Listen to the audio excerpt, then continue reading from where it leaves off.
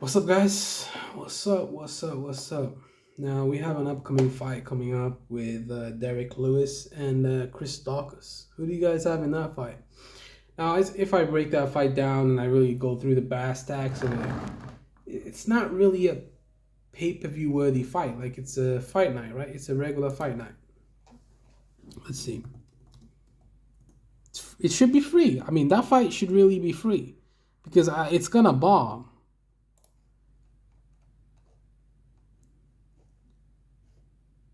But who else is fighting on the card? Like, it's gonna be Angela Hill. Okay, I mean she's a pretty good fighter, but she's fighting Amanda Lemos, and she's a knockout artist. She's a bit of a knockout artist. She's a knockout artist. She got 7 knockouts and 10 wins. Holy fuck!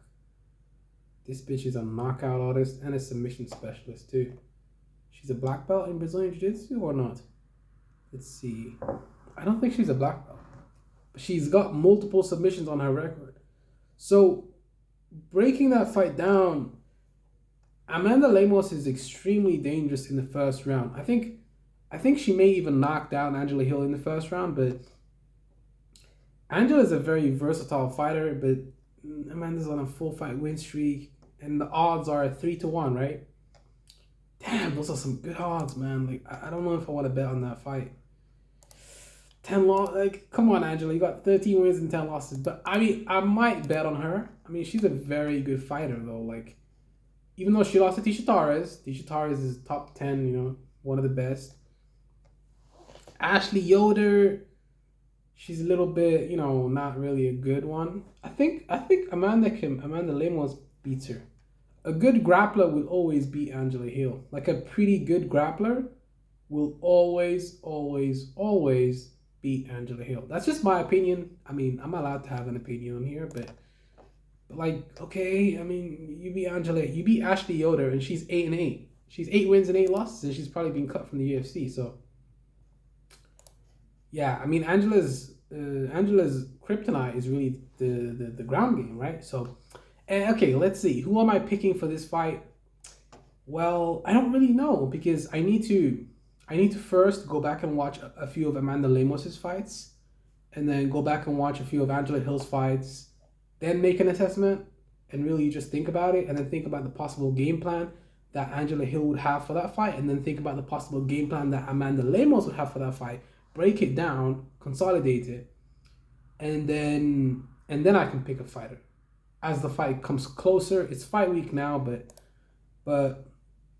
it's definitely fight week. It's the 14th of December. I mean, that fight's on the 19th, so that's like 5 days. It's fight week. UFC Embedded should come out on Friday or even Thursday or something. So, this week is when the fights are happening, and I'm really interested to see what's gonna happen. Derek Lewis and Chris Daukaus. I mean, it's a tough one. It's a tough one to call because, well, at heavyweight anything can happen, but Chris Daukaus seems more of like a stationary kind of guy, but he's coming off of fucking 5 fight win streak. Well, yeah, 5 fight win streak, but a 4 fight win streak in the UFC. So it's pretty good that he's doing that, but I don't really know what to say. Like, who do I think wins that fight? Tough, pretty tough. I mean, who's the lock in this fight though? Like, which fighters are the lock? Well, kind of tough for Stephen Thompson and Bilal Muhammad. Bilal Muhammad, I'd have to look at his stats. I haven't really seen too much of his fights. I don't really watch Wonder Boy like that. I've seen a few of his fights. I've seen the Woodley fight. I've seen the fight with who's that guy? Gilbert Burns. Yeah, don't really know too much. Ricky Simon and Rafael Sosa are fighting. I think Ricky Simon takes that fight, but I'm not really sure because I haven't really watched these guys. So I gotta really break it down and then come up with a video. But Cub Swanson is fighting Darren Elkins. Diego Ferreira is fighting. That guy's really entertaining. But these are some really good fights. Like, the odds for, well, the Amanda Lemos and Angela Hill fight. Angela Hill's almost a 3-1 underdog, 255 plus 255. So, there is some type of there is a little bit of a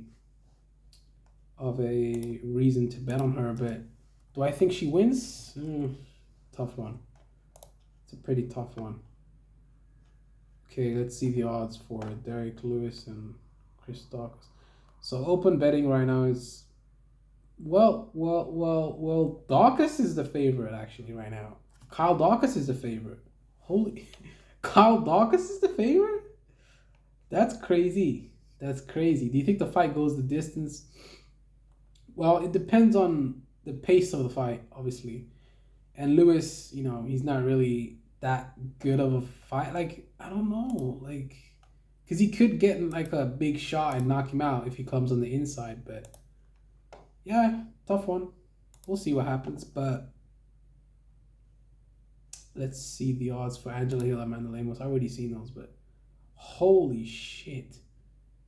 Angela Hill is a 3-1 underdog now. Amanda Lemos is almost a 4-1 underdog. But I just don't see how Angela Hill can win that fight. It's a tough one. It's a tough one. Rafael Assunção and Ricky Simon. I told you guys Ricky Simon was going to win that fight. He's the favorite. He's the favorite. I mean, I know a little bit about this sport, man. Like, Diego Ferreira, I don't really know too much about these two guys.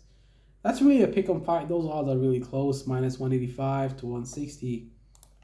But if I was gonna bet on this fight, I would obviously have to watch every single fucking fight. Like, I would have to watch every single one of these guys' fights, go back and watch some of their fights, and then break it down. Think about what their game plan would be. Look at the stats. How many takedowns do they have? What's their takedown average? What's their takedown defense percentage? All of that. You got to analyze the stats too. And then you bet. You bet based on the numbers, the trend, their game plan, their IQ, and the similar style matchups. But that's the only thing you can really do. You can do your research based on that, but other than that, not really. I've seen all of the past few Angela Hill fights. I know how she fights. She likes to kind of trade a little bit on the inside in the pocket, a lot of movement, but not really a great grappler. Amanda Lemos is a prolific finisher.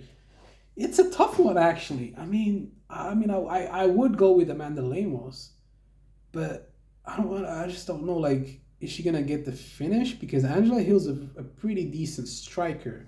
How many times has she been knocked out? Like, not many, right? So Angela, and she blocked me on Instagram, by the way. She blocked me on Instagram. That's hilarious. She's never been knocked out. Oh no, she has. No, she hasn't. She's only been submitted twice. So I think if the fight goes longer, how many submissions does Amanda Lemos have here? I'm actually interested to see that fight though. It's pretty interesting. I'm gonna be interested to see that fight. Entertaining. It's gonna be interesting to see what happens in that fight. Very interesting stuff. But like, I just don't. I don't know. I just don't see Angela upsetting the odds there.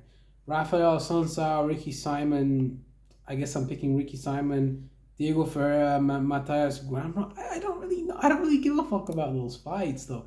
The only fight I really care about is the main event, the co-main, the women's strawweight. Maybe Rafael Assunção, and then let's watch a few of the prelims. But that's about it, really. Oh, I'm interested to see what Ciara Eubanks is gonna do. Raquel Pennington's fighting Macy Chiasson. What are the odds for that?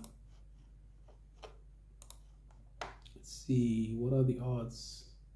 Well, they're only showing the main. Okay, cool. Eubanks, what's her out here? She's the favorite? Yeah, she's a favorite. Never even heard of Gato. Who the fuck is Gato? I've never even heard.